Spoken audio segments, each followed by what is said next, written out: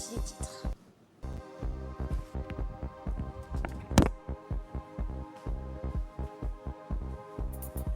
Dans le faste et la bonne humeur, la fête nationale a été célébrée en chœur dans les régions de l'intérieur.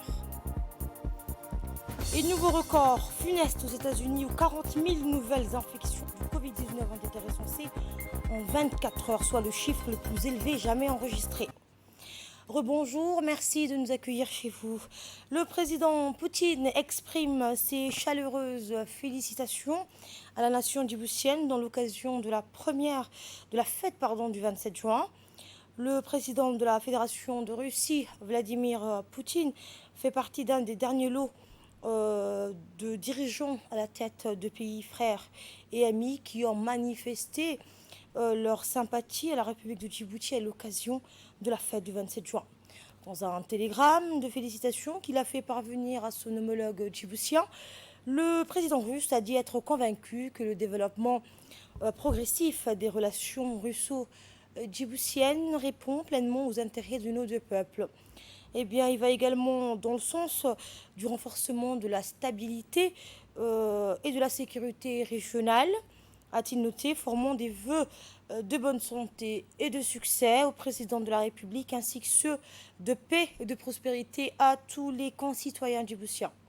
Le secrétaire général des Nations Unies, Antonio Guterres, fait également partie d'illustres personnalités et dirigeants d'institutions et organisations mondiales de premier plan qui ont manifesté leur amitié et sympathie à la République de Djibouti à l'occasion de l'anniversaire de la fête nationale de l'indépendance. Dans un télégramme transmis au chef de l'État, le secrétaire général des Nations Unies a salué donc le précieux concours que la République de Djibouti apporte au système des Nations Unies. Je compte, a-t-il dit, sur la contribution et le soutien de la République de Djibouti à tous ces efforts qui participent de notre aspiration à un monde plus pacifique, plus juste et plus durable pour toutes et tous, a-t-il indiqué dans le même élan. Le président du Parlement arabe, Dr Marshall, envoie également au président de l'Assemblée nationale ses félicitations pour le 43e anniversaire de notre pays. Dr Marshall souhaite ainsi au peuple de Djibouti santé, progrès et développement. Je vous le disais en titre à l'instar de leurs compatriotes de la capitale et des régions du pays, la région de Dikil a célébré avec faste le 43e anniversaire de l'accession de notre pays à la souveraineté nationale survenue il y a 43 ans, le 27 juin 1977. Comme à l'accoutumée, une grande cérémonie s'est déroulée sur la place de l'indépendance de Dikil devant la préfecture en présence de tous les acteurs actifs de la région et des nombreux invités officiels.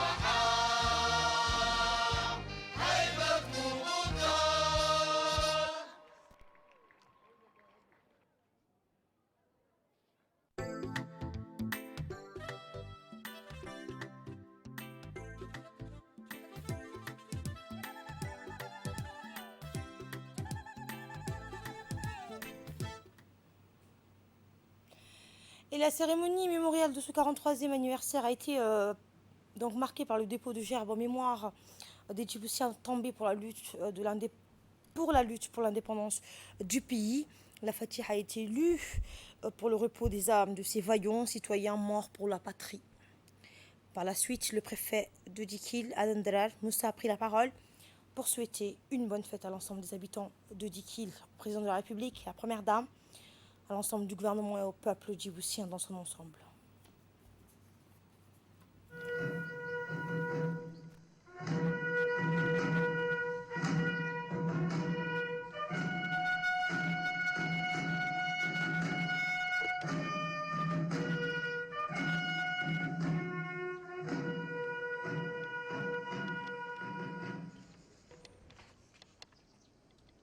C'est pour moi un grand plaisir et une immense fierté de célébrer avec vous ce 43e anniversaire de l'ascension de notre chère patrie à l'indépendance nationale.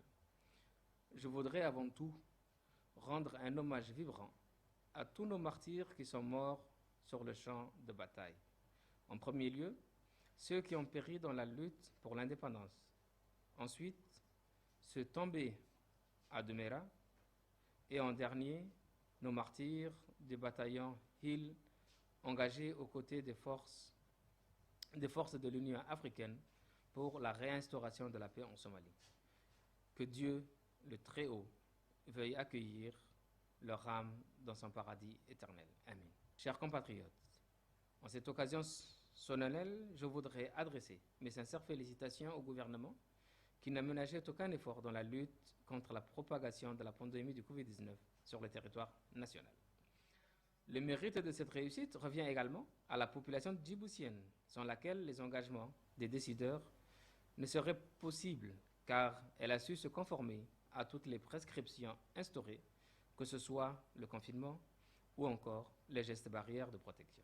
Consciente des impacts négatifs qui résulteraient de cette crise sanitaire, d'un point de vue économique, la communauté djiboutienne, sous toute sa diversité et son étendue, n'a manqué de faire preuve de citoyenneté, de patriotisme, de solidarité et d'unité.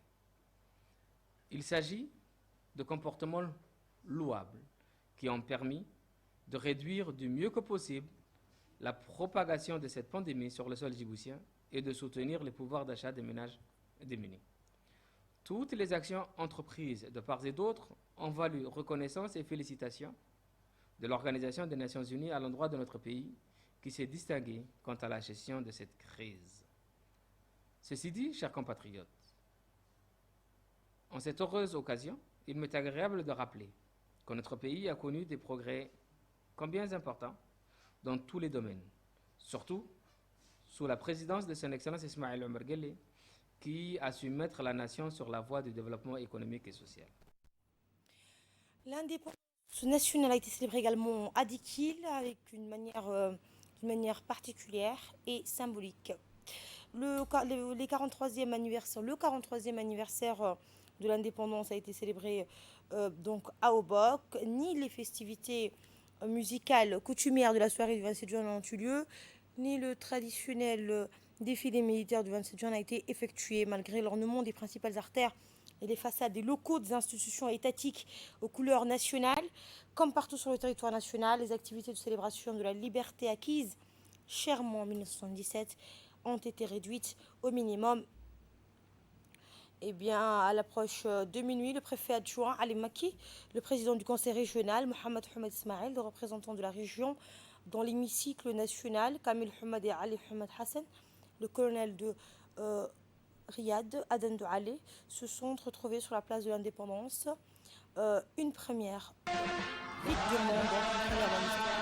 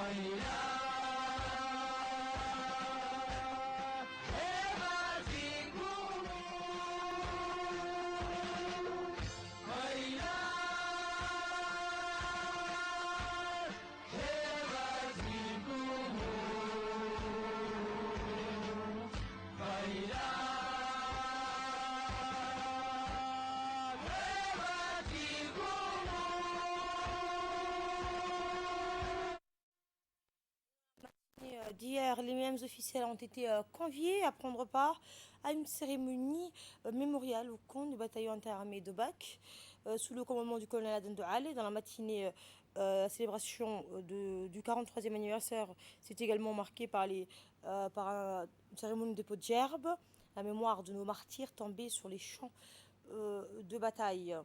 Eh bien, après la traditionnelle revue des troupes, le colonel de la caserne et le préfet adjoint ont procédé à la pose d'une gerbe de fleurs au coin des martyrs de la caserne.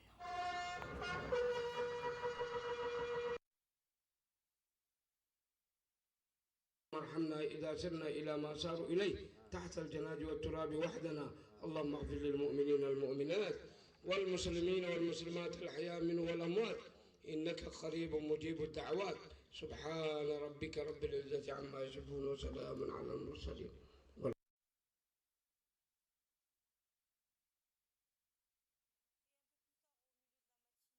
Les députés de la région, les élus locaux, les responsables des corps en uniforme, des chefs coutumiers et d'autres convives sont retrouvés dans le camp interarmé de Boc pour un moment de convivialité festive. À la fin, le colonel a décoré le notable de Boc.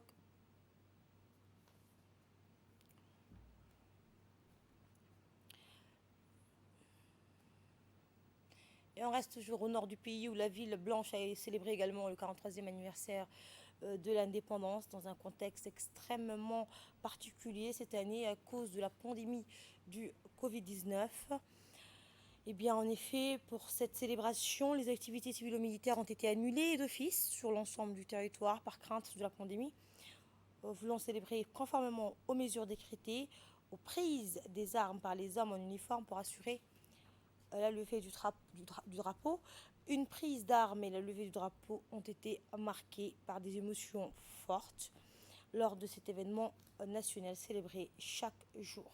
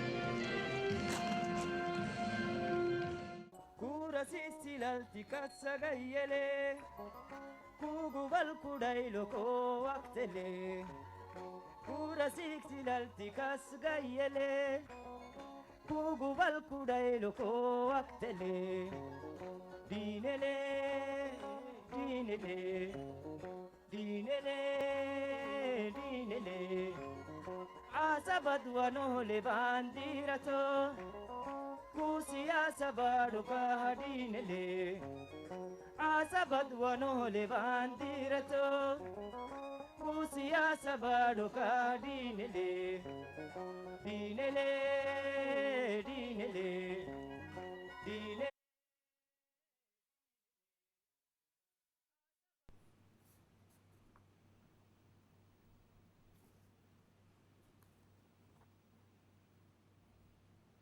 Et la cérémonie mémoriale de ce 43e anniversaire à Tadjoura a été marquée donc par un dépôt de gerbes. La Fatiha a été lue pour le repos des âmes de ces vaillants citoyens morts pour la patrie.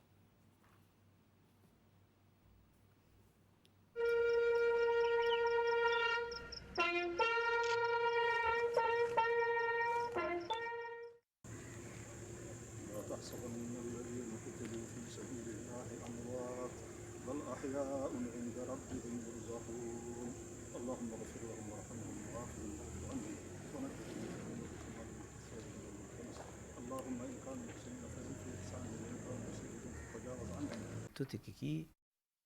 Et au sud, cette fois, où à Ali Sabihi, à l'instar de toutes les régions de la capitale, Djibouti-Ville et les autres régions, le 43e anniversaire de l'indépendance a été célébré à Ali Sabihi en présence du préfet, du président du conseil régional, du préfet de la région, Moussa Ahmed Mégane, du président du conseil régional, Omar Ahmed Ouass, son adjoint, des représentants de la région dans l'hémicycle national, se sont retrouvés sur la place locale de l'indépendance, où le salut d'honneur au drapeau hissé sous fond de la musique et des paroles de l'hymne national. Regardez.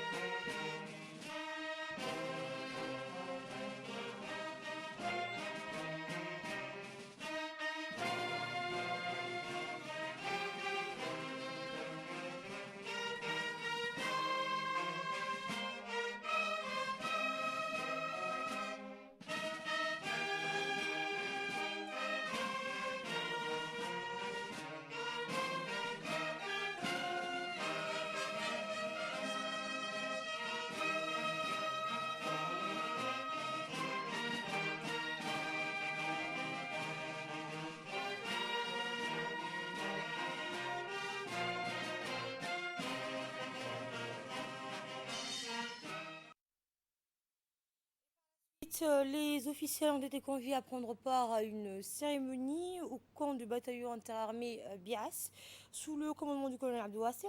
Le surplace des différents éléments de l'AND, de la police nationale, de la garde républicaine, se sont postés autour d'une surface carrée fleurie dédiée aux célébrations militaires. Après la traditionnelle revue des troupes, le colonel de la caserne et les responsables de la région procédaient à la pose d'une gerbe de fleurs au coin des martyrs de la caserne.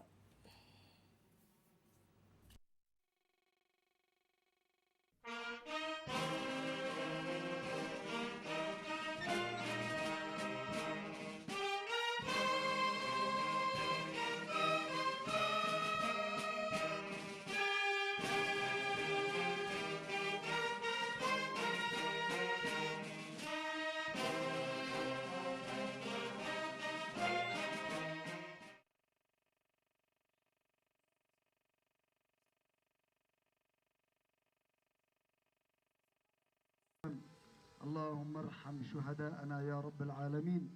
اللهم ارحم شهداءنا يا رب العالمين.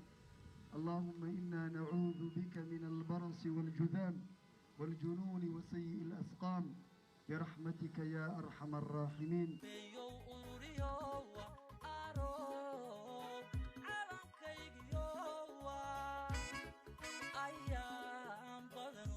C'est avec un sentiment de joie et de fierté que je prends la parole en cette journée mémorable pour vous exprimer mes meilleurs vœux de bonheur et de prospérité à l'occasion du 43e anniversaire de la République de Djibouti.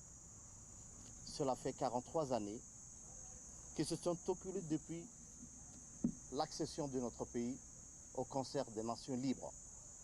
Je voudrais rendre hommage à tous celles et ceux qui ont mis leur vie en danger, ainsi que ceux de leur propre famille, afin de concrétiser la liberté qui deviendra une réalité le 27 juin 1977, malgré le confinement dû au Covid-19.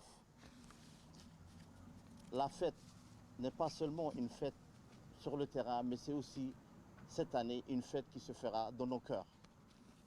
Je vous souhaite un joyeux anniversaire. Vive la République de Djibouti. Vive le président de la République ainsi que la première dame du pays. Vive la région d'Ali Sabihi. Dans le faste et la bonne humeur, la fête nationale a été célébrée avec en chœur donc dans la ville d'Arta.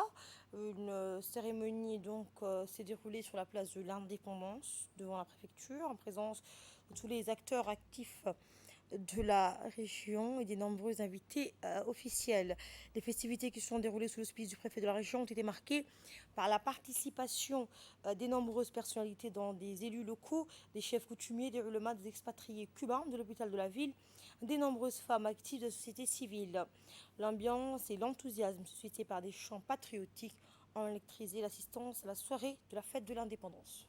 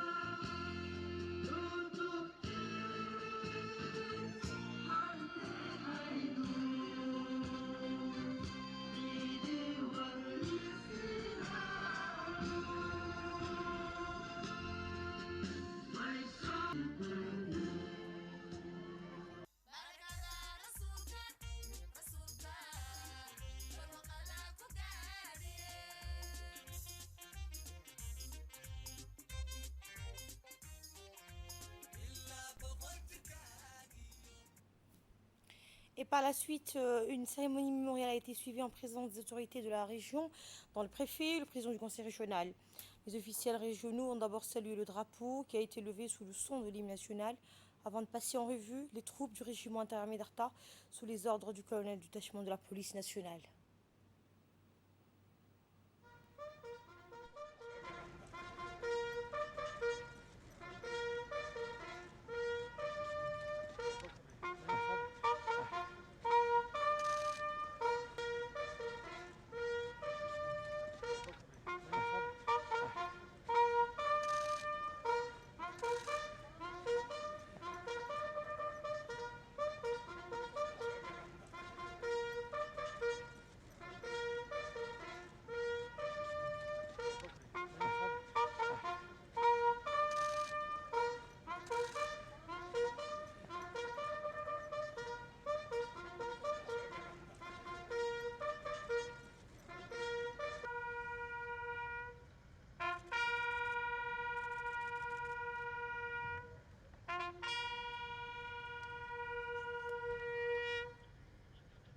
ربنا يا رب العالمين. اللهم انا نسالك عفوا والعافيه والمعافاه الدائمه في الدين والدنيا والاخره. اللهم احسن عاقبتنا وخاتمتنا في وقتنا واجرنا من فتنه على الاخره.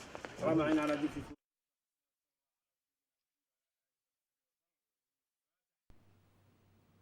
Dans le reste de l'actualité, suite à l'annonce du président de la République Ismaël Omar Guelleh indiquant que Djibouti faciliterait les opérations de changement d'équipage marin bloqué en réponse à l'appel conjoint de l'organisation maritime internationale,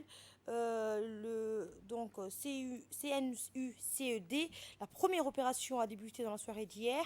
En effet, l'équipage à bord du navire MV Mirela, bâton pavillon chypriote et composé de 18 marins ukrainiens et un russe, vont débarquer du navire après plus d'une année en mer, Dans le cadre du changement d'équipage, un jet privé est arrivé aujourd'hui à son bord 19 autres marins qui prendront la relève. Eh bien, ce navire qui est arrivé à Djibouti le 30 mai transportait de l'engrais à destination de l'Éthiopie.